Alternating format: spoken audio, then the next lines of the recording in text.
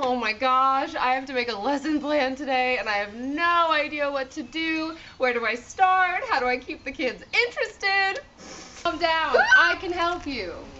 I don't know who you are, but I'm desperate. My lesson plan is due tonight. Let's just go. Alright, my name is Edna Engage and I'm going to help you out with your lesson plan, or at least the first part of it. So what you've got to do first is get your students' attention. Do something that engages them. Really, your main goal here is to generate curiosity. You want to get them excited. It's a good time to throw in new vocabulary and introduce definitions that will be important in the Explore, which, speaking of, so now we're talking about the Explore. What exactly? Whoa! Where did Edna go? Well, hold up. Edna could not help you with this next section. My name's Elena Explore, and exploring is what I know best. And to have a complete lesson, you've got to have it.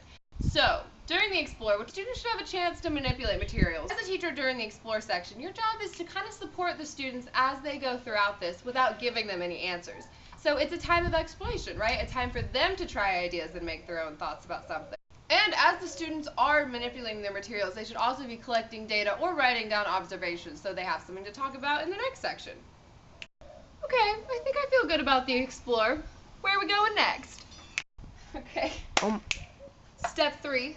My name's Eliza Explain. Time to go through this component of your lesson plan. This is the time where you want students to share what they have learned from the Explore section, section 2. The ways to do the Explain. You can have students break off into think, pair, share, which is awesome, or you can have a class discussion, either using volunteers or popsicle sticks. Students will be taking their own observations from the Explore and building on their own ideas through hearing new ideas from their students.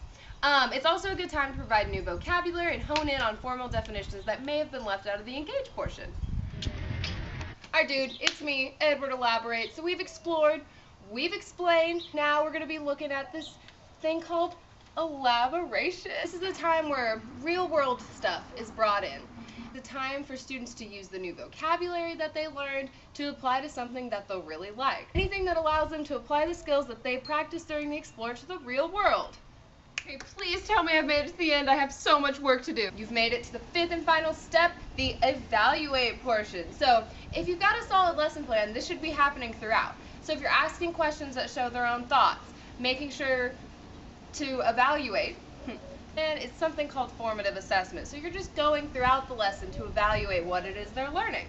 You can also use the 3 to 2 to 1 assessment, which can be completed at the end of lessons to see what students learn. So for your case, microscopic explorations, I would suggest doing 3 of your favorite observations, 2 things you learned, and 1 question that you still have.